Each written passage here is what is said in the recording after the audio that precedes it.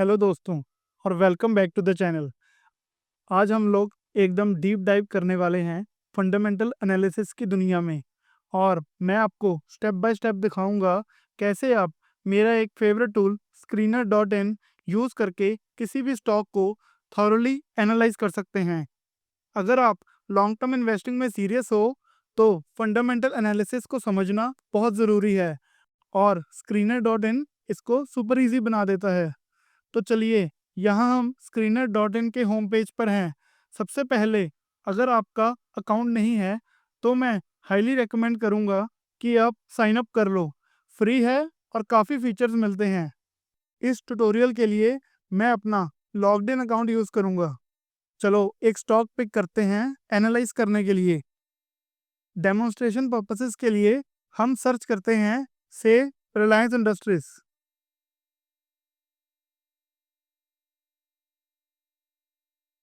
और यहाँ हम रिलायंस इंडस्ट्रीज के स्टॉक पेज पर हैं। ये पेज इंफॉर्मेशन से भरा पड़ा है और हम हर एक की सेक्शन को ब्रेक डाउन करेंगे अपनी फंडामेंटल एनालिसिस के लिए। नंबर 1, ओवरव्यू एंड की रेशोस। सबसे पहले आपको टॉप पर ओवरव्यू सेक्शन दिखेगा।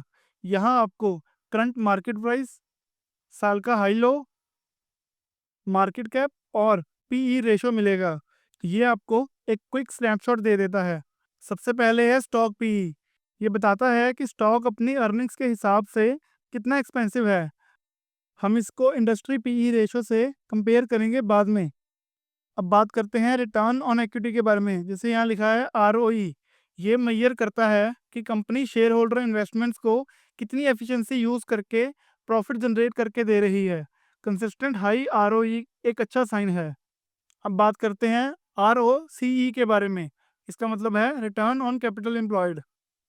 आरओई जैसा ही है, लेकिन इसमें डेट भी इंक्लूड होता है। ये टोटल कैपिटल से कंपनी कैसे प्रॉफिट्स बना रही है उसका ब्रॉडर पिक्चर देता है। अब बात करते हैं डेट टू इक्विटी के बारे में। कंपनी के लेवरेज को समझने के लिए बहुत क्रूशियल है। Generally low debt to equity ratio preferred होती है। अब मैं यहाँ पे दो और रेशोस ऐड करूँगा जो कि आपको मदद करेगी कंपनी की ग्रोथ देखने के लिए। सबसे पहले हम बात करेंगे सेल्स ग्रोथ के बारे में। इसको मैं निकाल दूंगा एटलीस्ट फॉर 5 ईयर्स। यहाँ पे जैसे कि आप देख सकते हैं आपको सेल्स ग्रोथ दिख रही है। हमें कंसिस्टेंट रेवेन्यू ग्रोथ चाहिए, तो सेल्स ग्रोथ कंसिस्टेंट होनी चाहिए। अब मैं यहाँ पे ऐड करूँगा प्रॉफिट ग्रोथ। ये हम 5 साल की ऐड कर लेंगे। सिमिलरली इसमें इसमें भी आपको देखना है कि कंसिस्टेंट प्रॉफिट ग्रोथ होनी चाहिए। ये एक स्ट्रॉन्ग इंडिकेटर है हेल्थी बिजनेस के लिए। दूसरा है चार्ट एनालिसिस। नेक्स्ट अप हमारे पास चार्ट है। फंडामेंटल एनालिसिस कंपनी की इंट्रिंसिक वैल्यू पर फोकस करता है, लेकिन एक क्विक ग्लांस चार्ट पर आपको प्राइस ट्रेंड्स का आइडिया दे सकता है। आप यहाँ टाइम फ्रेम एडजस्ट कर सकते हो। 1 month, 1 year, 5 year, 3 year, 10 year या फिर मैक्सिमम। शॉर्ट टर्म फ्लक्चुएशन से ज़्यादा जनरल ट्रेंड पर ध्यान दो। थर्ड है पीयर कंपैरिजन। नीचे स्क्रॉल करते हुए आपको पीयर सेक्शन मिलेगा। ये इनक्रेडिबली वैल्यूएबल है। इससे आप अपने चूजन स्टॉक के की मैट्रिक्स को उसके कंपटीटर्स के साथ कंपेयर कर सकते हो। जैसे कि नीचे आप देख सकते हैं कि आपको रिलायंस के कंपटीटर्स दिख रहे हैं जो कि सेम ही मार्केट में हैं। तो उनके आप PE ratio, market cap, ROE और दूसरे रेशोस को कंपेयर करो, ये देखने के लिए कि रिलायंस अपने पीयर्स के मुकाबले कैसा है। क्या ये अंडर वैल्यूड है या ओवर वैल्यूड है। अब चलो कंपनी की परफॉर्मेंस की गहराई में जाते हैं। Quarterly results. यहाँ आप sales, expenses, operating profit, OPM, operating profit margin, other income, interest, depreciation, profit before tax और नेट प्रॉफिट हर क्वार्टर के लिए देख सकते हो। मेन चीज़ें जो देखनी है, पहली है कंसिस्टेंट सेल्स ग्रोथ। क्या सेल्स क्वार्टर ओवर क्वार्टर या ईयर ओवर ईयर इंक्रीज हो रही है। दूसरी चीज़, इम्प्रूविंग प्रॉफिट मार्जिन्स। क्या ओपीएम स्टेबल है या फिर इम्प्रूव हो रहा है। तीसरी है कंट्रोल्ड एक्सपेंसेस। क्या एक्सपेंसेस सेल्स से स्लो ग्रो हो रहे हैं। Fourth one is study net profit. क्या नेट प्रॉफिट एक अपवर्ड ट्रेंड दिखा रहा है। ध्यान देना, अगर कोई सिग्निफिकेंट वन ऑफ आइटम्स हों जो ट्रू पिक्चर को डिस्टॉर्ट कर सकते हैं तो उनको ध्यान में रखना। क्वार्टरली रिजल्ट्स के नीचे हैं हमारे पास प्रॉफिट एंड लॉस स्टेटमेंट, जो आपको एनुअल फाइनेंशियल परफॉर्मेंस दिखाते हैं। ये लॉन्ग टर्म ट्रेंड्स को समझने के लिए क्रूशियल है। अब मैं बताता हूँ कि इसमें आपको किन चीज़ों पे फोकस करना है। पहली है सेल्स, कई सालों तक कंसिस्टेंट और सिग्निफिकेंट सेल्स ग्रोथ देखो। दूसरी, ऑपरेटिंग प्रॉफिट, क्या ऑपरेटिंग प्रॉफिट कंसिस्टेंटली ग्रो हो रहा है। थर्ड वन, नेट प्रॉफिट, क्या नेट प्रॉफिट साल भर साल कंसिस्टेंटली इंक्रीज हो रहा है। चौथी, ईपीएस, अर्निंग पर शेयर, ये दिखाता है कि कंपनी हर आउटस्टैंडिंग शेयर के लिए कितना प्रॉफिट बनाती है। राइजिंग ईपीएस देखो, वो अच्छा इंडिकेटर होता है। अब बात करते हैं बैलेंस शीट के बारे में। बैलेंस शीट आपको कंपनी के एसेट्स, लायबिलिटी और इक्विटी का स्नैपशॉट देता है एक स्पेसिफिक पॉइंट ऑफ टाइम पर। अब बात करते हैं कुछ इंपॉर्टेंट आइटम्स जो हमें इसमें एनालाइज करनी चाहिए। पहली है रिजर्व्स। ग्रोइंग रिजर्व्स इंडिकेट करते हैं कि कंपनी प्रॉफिट्स रिटेन कर रही है।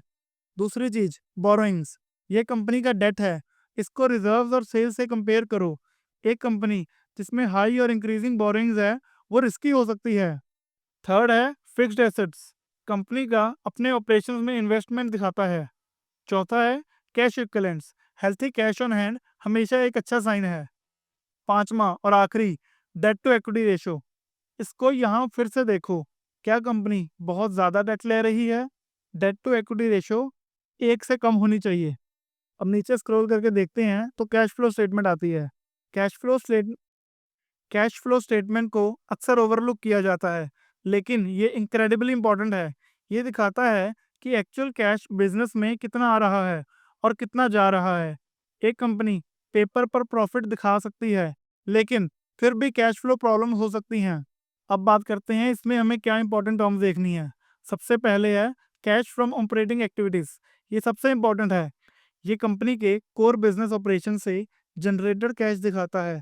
आप चाहते हो कि ये पॉजिटिव हो और कंसिस्टेंटली ग्रो कर रहा हो। दूसरी चीज, कैश फ्रॉम इन्वेस्टिंग एक्टिविटीज, ये कैश दिखाता है जो इन्वेस्टमेंट्स के लिए यूज हुआ, जैसे कि एसेट्स खरीदना या एसेट्स बेचना, उससे क्या जनरेट हुआ है। अब बात करते हैं कैश फ्रॉम फाइनेंसिंग एक्टिविटीज के बारे में। ये डेट और इक्विटी से रिलेटेड है। पैसा उधार लेना, शेयर्स इशू करना या फिर डिविडेंड पे करना। लास्ट में है नेट कैश फ्लो, कैश में टोटल चेंज कितना हुआ। अब बात करते हैं रेशोज के सेक्शन के बारे में। स्क्रीनर डॉट इन एक डेडिकेटेड रेशो सेक्शन भी प्रोवाइड करता है, जिसमें और भी डिटेल्ड फाइनेंशियल रेशोज होती हैं। चलो कुछ एक्सप्लोर करें। सबसे पहले है डेटर डेज, कस्टमर्स को बिल पे करने में कितना टाइम लगता है। फिर है इन्वेंट्री डेज, इन्वेंट्री कितने टाइम तक पड़ी रहती है बिकने से पहले। थर्ड है वर्किंग कैपिटल डेज, कंपनी कितनी एफिशिएंटली अपने वर्किंग कैपिटल मैनेज करती है। इन रेशोज के ट्रेंड्स को कई सालों तक एनालाइज करो, क्या ये इम्प्रूव हो रहे हैं या फिर कम हो रहे हैं। अब बात करते हैं शेयर होल्डिंग पैटर्न के बारे में। ये बताता है कि कंपनी के शेयर्स किसके पास हैं। ध्यान दो इन चीज़ों पर। पहली है प्रमोटर होल्डिंग, फाउंडर्स या मैनेजमेंट द्वारा होल्ड किए हुए शेयर्स का परसेंटेज कितना है। हाई है और कंसिस्टेंट प्रमोटर होल्डिंग एक अच्छा साइन हो सकता है। अब बात करते हैं एफआईआई के बारे में। इसका मतलब है फॉरेन इंस्टीट्यूशनल इन्वेस्टर्स, और डीआईआई उसका मतलब है डोमेस्टिक इंस्टीट्यूशनल इन्वेस्टर्स होल्डिंग। ये स्मार्ट मनी इन्वेस्टर्स हैं। यहाँ पर इंक्रीजिंग ट्रेंड कंपनी में कॉन्फिडेंस दिखाता है। अब आता है पब्लिक होल्डिंग, रिटेल इन्वेस्टर्स द्वारा होल्ड किए गए शेयर्स का परसेंटेज। शेयर होल्डिंग पैटर्न में किसी भी सिग्निफिकेंट चेंजेस को देखो, क्योंकि ये कभी कभी इंपॉर्टेंट डेवलपमेंट्स का सिग्नल प्रोवाइड कर सकता है। तो दोस्तों, ये था एक कंप्रेसिव वॉक थ्रू कि कैसे आप स्क्रीनर डॉट इन पर फंडामेंटल एनालिसिस परफॉर्म कर सकते हो।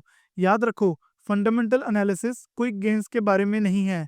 ये अंडरलाइनिंग बिजनेस को समझना है, उसकी फाइनेंशियल हेल्थ को और उसकी ग्रोथ प्रोस्पेक्ट्स को लॉन्ग टर्म वेल्थ क्रिएशन के लिए।